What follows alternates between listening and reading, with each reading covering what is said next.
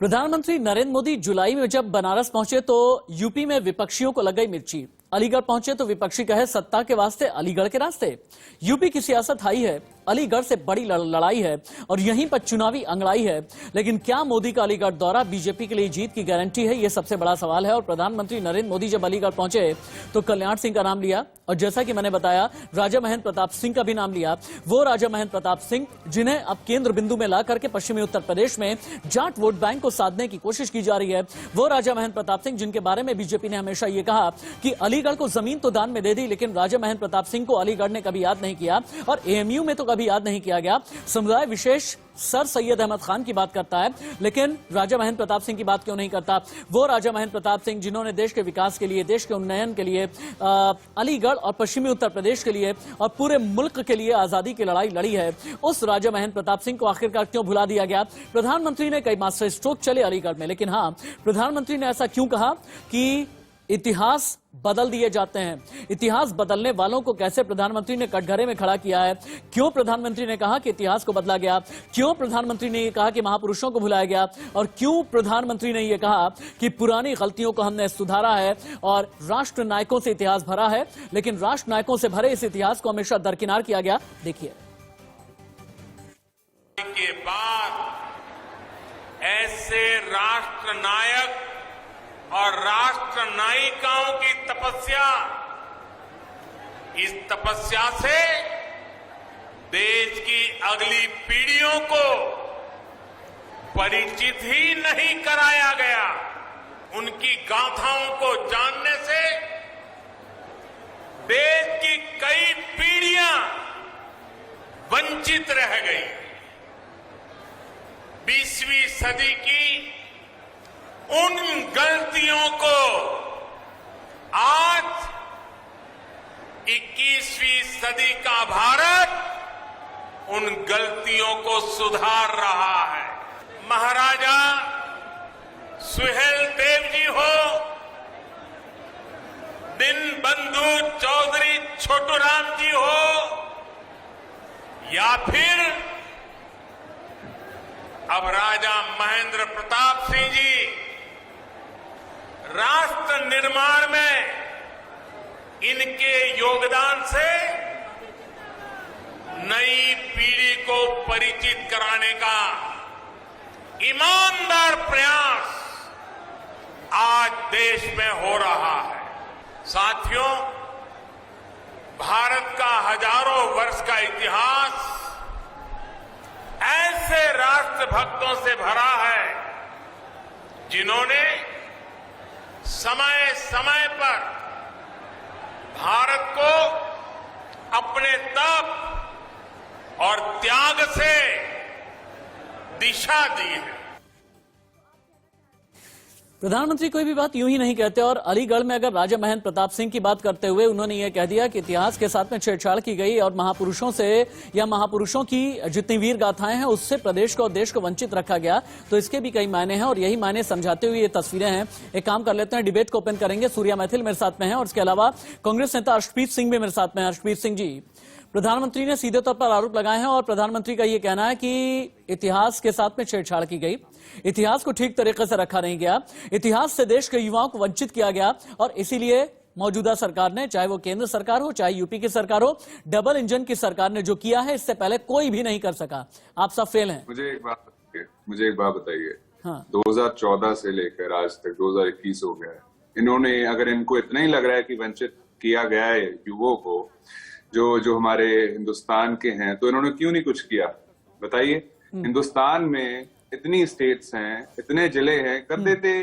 ठीक है, और आज इनको करने की जरूरत क्यों पड़ी? एक मिनट रुकिए, एक बहुत बड़ी खबर आ रही है, एक बड़ी खबर आ रही है। इससे पहले कि मैं सूर्या मैथिल के पास में चलूं, पीएम मोदी का नई यूनिवर्सिटी के उद्घाटन पर निशाना साधा गया है। अखिलेश यादव ने ट्वीट करके निशाना साधा। उन्होंने कहा कि राजा महेंद्र सिंह के नाम पर ढोंग करती है बीजेपी, नई यूनिवर्सिटी बनाना भाजपाई ढोंग है। राजा महेंद्र सिंह संकीर्ण राजनीति के थे धुर विरोधी, ये कहना है अखिलेश यादव का। सूर्या मैथिल जवाब दीजिए। अखिलेश यादव कहते हैं कि आप लोग संकीर्ण राजनीति कहते हैं, अखिलेश यादव ये कहते हैं कि आप लोग ढोंग करते हैं, बीजेपी ढोंग करती है। जवाब दें। देखिए राशिद भाई, अखिलेश यादव जी को तो सिर्फ गजनबी, गौरी, अब्दाली याद रहते हैं जो देश के आक्रांता थे, इस देश के क्रांतिकारियों का यदि नाम ले लिया जाए तो संकीर्ण मानसिकता हो जाएगी। राजा सुहेलदेव ने, राजा महेंद्र सिंह जी ने इस देश के लिए जो किया है, क्या उसको गाना, उसको याद करना संकीर्ण मानसिकता है? मैं इनसे पूछना चाहता हूं, क्या आज उत्तर प्रदेश का जो विकास हो रहा है, उत्तर प्रदेश में जो निवेश का माहौल हो रहा है, उत्तर प्रदेश की आबोहवा बदल रही है, क्या राजा महेंद्र प्रताप सिंह का नाम आपके लिए नया सियासी दांव है? क्या राजा महेंद्र प्रताप सिंह चुनावी एजेंडे में भी रहेंगे आपके? राशिद भाई, हम सदैव क्रांतिकारियों की बात करते रहे हैं, हम सदैव क्रांतिकारियों को याद करते रहे हैं और ये हमारी रगों में है। हम उन्हीं क्रांतिकारियों के वंशज हैं। इस देश के इतिहास में हम लोगों को भुला दिया गया, हमारे क्रांतिकारियों को भुला दिया गया, सर छोटू राम को भुला दिया गया, राजा सुहेलदेव जी को भुला दिया गया, राजा महेंद्र प्रताप सिंह जी को भुला दिया गया और पता नहीं कितने सैकड़ों हजारों क्रांतिकारियों को बुला दिया गया। सिंह, आप लोग देश का मान सम्मान स्वाभिमान समझते नहीं, आप जो वीर सपूत होते हैं उन्हें भुला देते हैं। ये कहना भारतीय जनता पार्टी के नेता का, जवाब नहीं रिबट करें। देखिए, मैं आपको सिंपल सी चीज बता रहा हूँ कि ये वोट बैंक कर रहे हैं, उसका एक पैटर्न है, एक रास्ता है। आप देखिए, पहले 2014 से आज तक ये पावर में ये कर सकते थे। राजा साहब की मेमोरी को जिंदा किया जा सकता था, पूरे देश में कहीं भी कर सकते थे, नहीं किया। दूसरी बात, यूपी में जब जाट डोमिनेंस है, जहां पे वेस्टर्न यूपी में, वहां पे जब कृषि कानूनों को लेकर के जो किसान प्रोटेस्ट कर रहे हैं वो मोमेंटम पकड़ने लग गई, तो ये अफेक्ट हो रहे हैं। इनके 2022 के इलेक्शन सिर पे हैं। अश्मीर जी, मुझे समझ में नहीं आता, मुझे समझ में नहीं आता, काउंटर करना चाहते हैं। बीजेपी वालों की जबान पर तो जाती है नहीं, लेकिन आपकी जबान पर बार बार जाट क्यों है? आपकी जबान पर बार बार पश्चिमी उत्तर प्रदेश का किसान न होकर के जाट क्यों है? यूपी में कई दांव चले जा रहे हैं, यूपी में कई दांव चले जा रहे हैं। कभी जाट के नाम का दांव चला जाता है, कभी राजा महेंद्र प्रताप सिंह के नाम का दांव चला जाता है, लेकिन दांव अभी तक कितने हैं यूपी की राजनीति में? चुनाव से 4 महीने पहले, अब आपको हम ग्राफिकल इनपुट के जरिए रिसर्च ग्राफिक्स रूम में लेकर के चलते हैं। आप देखें यूपी में कितने दांव अभी तक चले गए हैं। अब बाजान दांव कुशीनगर में जो योगी आदित्यनाथ ने, यूपी के सीएम ने बोला, लैला अपने आप को बुलाते हैं असदुद्दीन ओवैसी।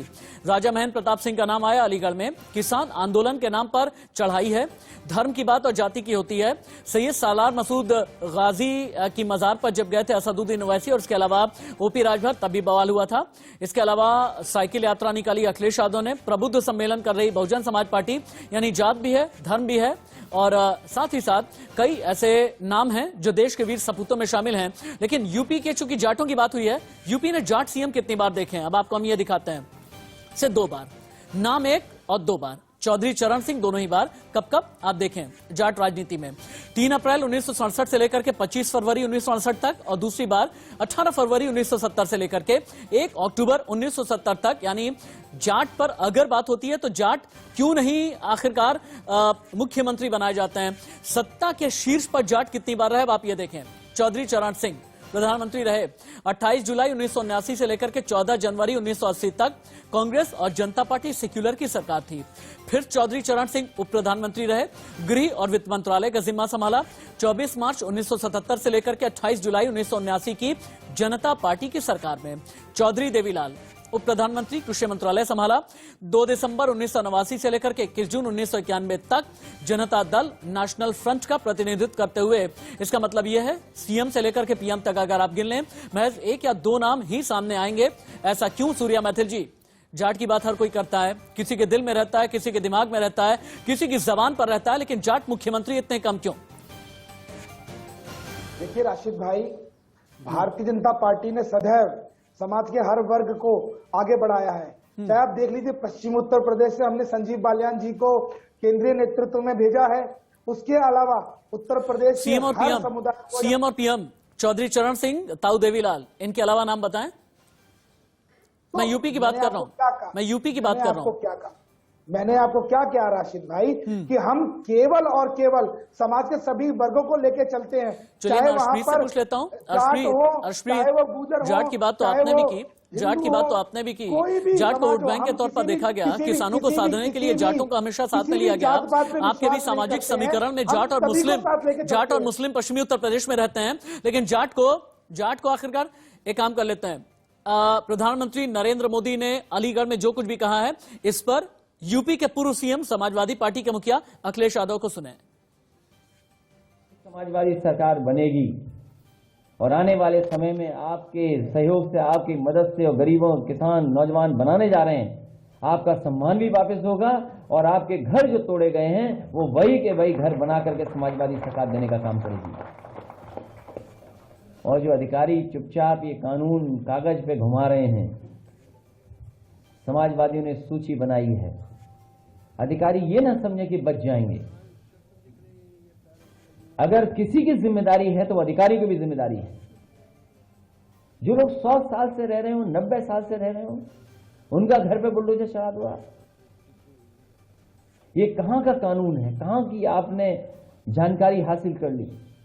ये जो सरकार के इशारे पर काम करने का तरीका है, 4-5 महीने बचे हैं, जो करना चाहो कर लो। इसलिए मैं भरोसा दिलाता हूं इन गरीबों को, पूरा का पूरा गरीबों का सम्मान करने का काम समाजवादी लोग करेंगे।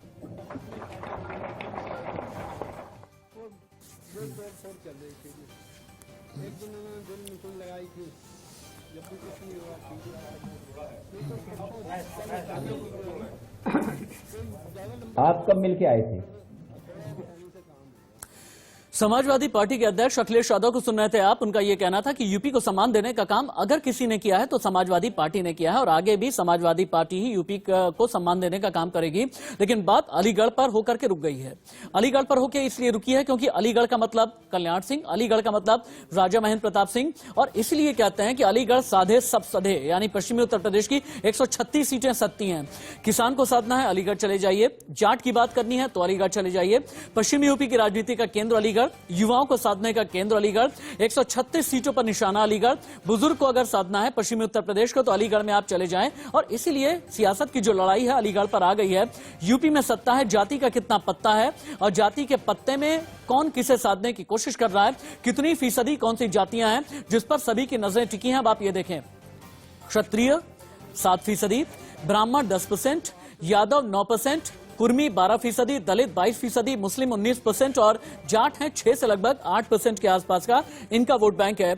यानी कहते हैं यूपी में सत्ता का पत्ता कभी सीधे हाथों से फेंटा नहीं जाता और जब हाथ को तिरछा या टेढ़ा किया जाता है तो कई दावे होते हैं और कई समीकरण होता है। हम इससे पहले कि पैनलिस्ट के पास में जाएं, आप देखें कि सबके कितने दावे हैं। BJP, Samajwadi party, Bahujan Samaj party, Congress और इसके अलावा एसबीएसपी, एआईएमआईएम, इनके कितने समीकरण हैं आप देखें। बीजेपी कहती है हम बात करते हैं सबका साथ, सबका विकास, सबका विश्वास की। यादव मुस्लिम समीकरण के साथ में समाजवादी पार्टी वाले जाते हैं। दलित ब्राह्मण समीकरण के साथ बहुजन समाज पार्टी खड़ी है। दलित और सवर्णों को अपने साथ में लेने की कोशिश हमेशा से ही कांग्रेस की रही है और मुस्लिमों को साधने की कोशिश में एआईएमआईएम के मुखिया ओवैसी। राजभर, कुर्मी, कोयरी को अपने पाले में लाने की फिराक में है ओपी राजभर और मुस्लिम और ओबीसी की बात करने वाले भी एआईएमआईएम के ही लोग हैं। ये तो बात हो गई अलग अलग समीकरण की। लेकिन मोदी का एक त्रिकोण चक्र है। अब ये त्रिकोण चक्र क्या है आप ये देखें।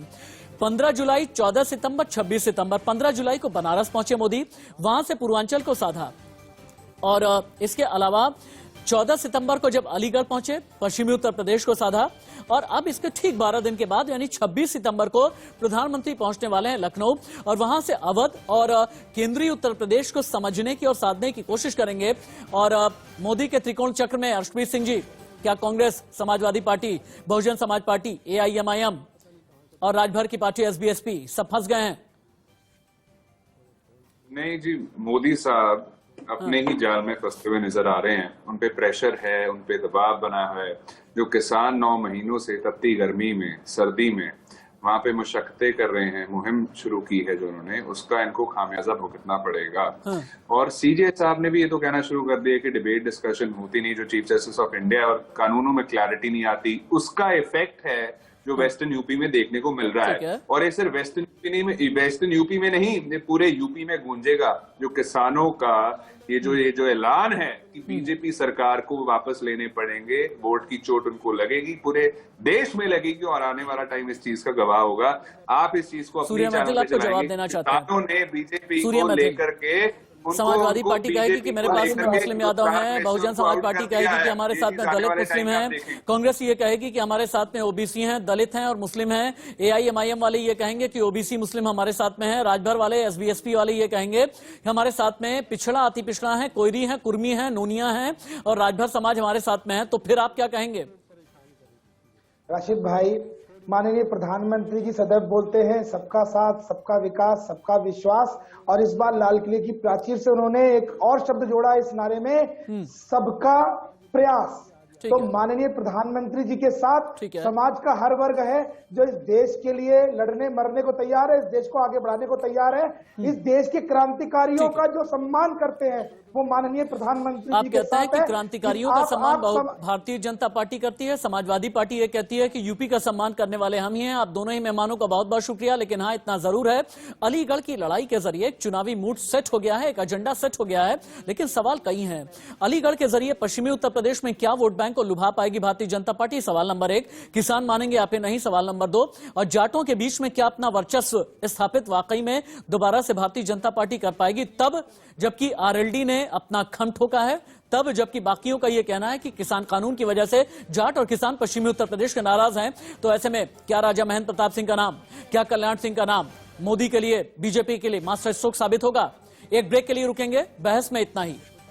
ब्रेक पर जाएं, उससे पहले हेडलाइंस।